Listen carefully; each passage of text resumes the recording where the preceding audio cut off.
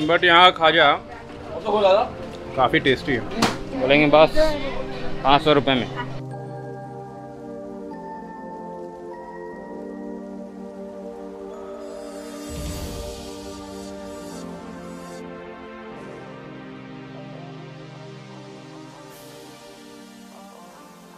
सातवीं शताब्दी में तमिलनाडु में आदि गुरु शंकराचार्य द्वारा भक्ति मूवमेंट शुरू करते हैं।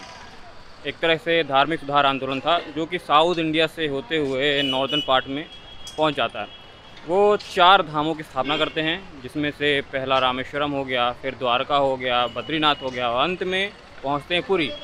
यहाँ पे एक कहावत है कि उनकी जो यात्रा होती है वो पुरी में समाप्त होती है, यानी आके पुरी में पूरी हो जाती है, इसलिए यहाँ का नाम इसीलिए पुरी पड़ गया। हाँ, अगर कोई और वजह हो तो कमेंट सेक्शन में जरूर बताएं कि पुरी का नाम एक्चुअली पुरी क्यों पड़ा।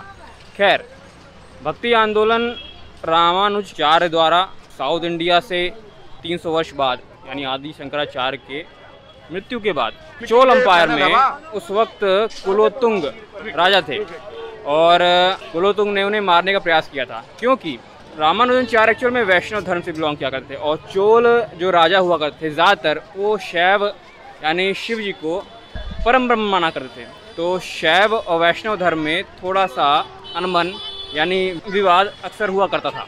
तो रामानुजाचार्य वहाँ से चले जाते हैं। कहते हैं 120 वर्ष तक वो जीवित रहते हैं। रिसेंटली हमारे प्राइम मिनिस्टर नरेंद्र मोदी जी ने एक मूर्ति का अनावरण भी किया था। और बाद में 15वीं सदी में चैतन्य महाप्रभु, जो कि एक्चुअल में जन्म उनका होता है वेस्ट बंगाल में, वो आते हैं उड़ीसा और यहाँ पे भक्ति मूवमेंट को बढ़ावा देते हैं। उस वक्त गुरु नानक देव जी जो है, कहते हैं कि उनका जन्म हुआ था उसी वक्त लोधी एम्पायर यानी लोधी सुल्तान दिल्ली में शासन किया करते थे और एक तरह से सुल्तानों का, दिल्ली सुल्तानों का वो आखिरी वंश था, जो कि बाद में बाबर ने समाप्त कर दिया था। फिलहाल ब्लू फ्लैग बीच यहाँ पे है, पूरा भरा पूरा मार्केट है। यहाँ पे खाने पीने का, खरीदने का सामान आपको मिल जाएगा। यहीं पे चैतन्य महाप्रभु की मूर्ति भी है और यहाँ पे हैंडीक्राफ्ट के कई सारे आपको शॉप्स मिल जाएंगी जहाँ पे आप शॉपिंग कर सकते हैं। काफ़ी भीड़ है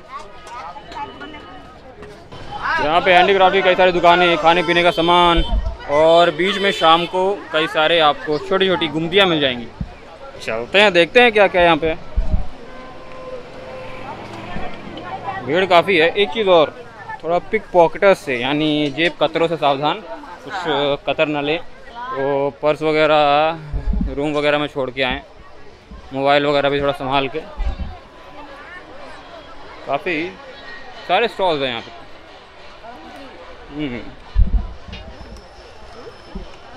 एक चीज़ और है, यहाँ पे कुछ जो व्यक्ति हैं, कुछ एक्चुअल में आपसे भेंट करेंगे अचानक रैंडमली और आपको मोती बेचने का प्रयास करेंगे, समुद्री मोती। बोलेंगे बस 500 रुपये में और इसका जो रेट है बाज़ार में 5000 का है, तो ना खरीदें। ऑथेंटिक दुकानें यहाँ पे काफ़ी सारी हैं, गवर्नमेंट की भी है ना, वहाँ पे ख़रीदना ज़्यादा प्रेफर करें। यहाँ पे चुपचाप आएंगे, बोलेंगे सीपी, ये देखो सीपी है, सीपी हम लोग तोड़ के दिखाते हैं और तोड़ के अंदर से फिर ऑयस्टर से, शेल से आपको मोती निकाल के दिखाएंगे। बोलेंगे ये देखो मोती, ये देखो मैं निकाल रहा हूँ। एक्चुअल में वो ग्लू से, फेविक्विक से चिपका के रखते हैं शेल्स को, तो शेल्स खुलता नहीं है। कुछ जो यहाँ पे टूरिस्ट सोचते हैं कि भाई ऑथेंटिक है शेल्स, क्योंकि इतनी आसानी से खुलता नहीं, मुँह से खुलता नहीं। फेविक्विक से चिपका के रखेंगे तो कैसे खुलेगा, है ना। फिर वो तोड़ देते हैं आपके सामने और फिर लगा लगा के उंगली खिसका खिसका के दिखाते हैं। तो बोलते हैं कि देखो ओरिजिनल मोती, ये आपको पड़ेगा बाज़ार में 5000 का, 10,000 का, और ये मैं सिर्फ आपको दूंगा 500 रुपये में। तो कृपया 500 रुपये वाला मोती ना खरीदें। जो दुकानें हैं ऑथेंटिक, वहाँ पे जाएं और दुकानों से खरीदें मोती वगैरह। कोशिश करें कि जूते ना पहने, सैंडल पहने, क्योंकि यहाँ पे जो दुकानें लगी हुई हैं ये बीच में है और रेत में है, तो चलने में थोड़ा दिक्कत होगी। जूते मेरे भर जाएगी तो ऐसे दिक्कत होगी। A few moments later.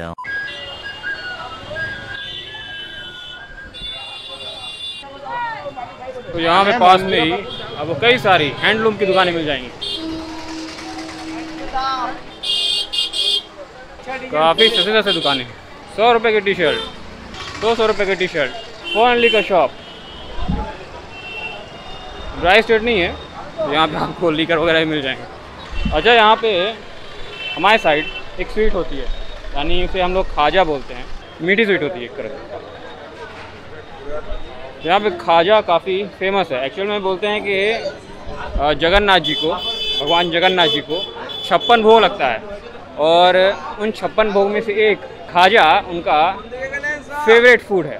तो यहाँ पे आते हैं तो खाजा एक बार ट्राई ज़रूर करिएगा। हम लोग इधर भी खाजा ही बोलते हैं। एक चीज़ और है, यहाँ पे लिंग्विस्टिक प्रॉब्लम आपको नहीं मिलेगी। यहाँ पे जो उड़िया लोग हैं वो हिंदी बोलते हैं अच्छी, इंग्लिश भी बोलते हैं और कोई बंगाली भी अच्छी बोलते हैं। तो कहीं कहीं पे जैसे कि सदर्न स्टेट में आप अगर जाते हैं तो थोड़ी सी प्रॉब्लम होती है क्योंकि वो इतने अभ्यस्त नहीं होते हैं। अच्छा, जब आप मंदिर जाएंगे वहाँ पे प्रसाद मिलता है।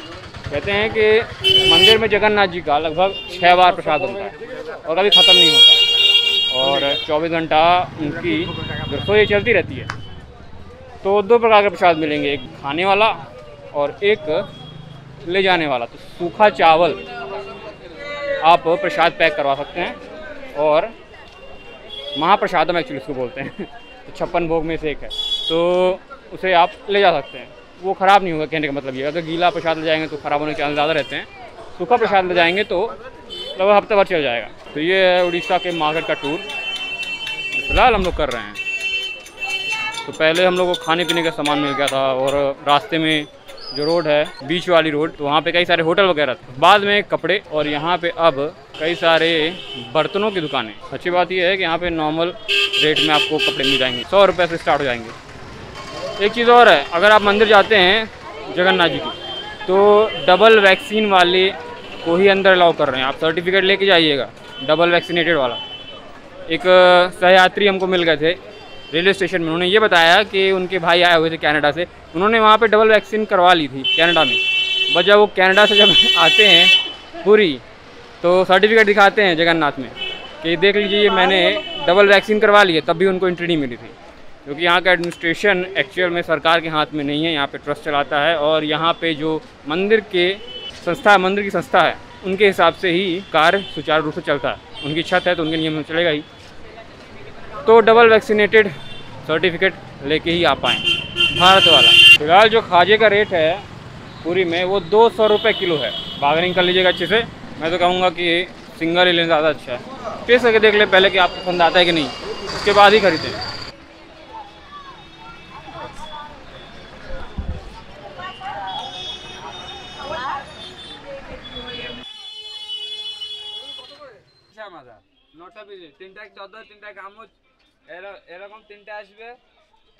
पूरी का फेमस खाजा। इसमें अंतर क्या है, डिफरेंट क्या है?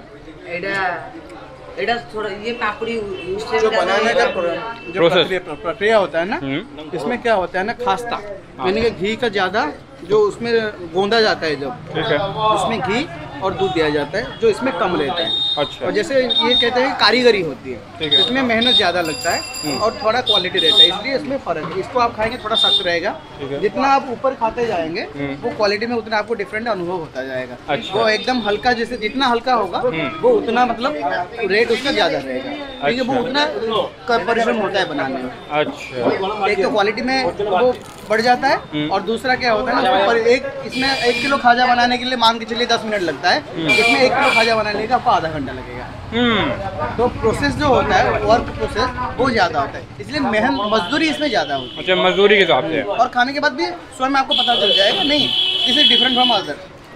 ओके, तो ये आपको पता चल जाएगा। एक पीस ये भी दीजिएगा हमको, सब आगे टेस्ट कर लेते हैं। ये वाला है ना, तो अब दूसरा वाला, एक ये 180 वाला और ये 200 वाला।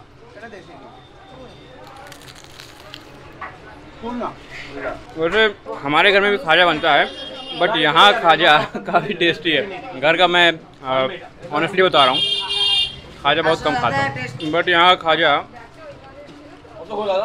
काफ़ी टेस्टी है। खाजा जरूर ट्राई करिएगा। तो 250 रुपये में शुगर फ्री खाजा भी मिल जाएगा, तो परेशान होने वाली बात नहीं है।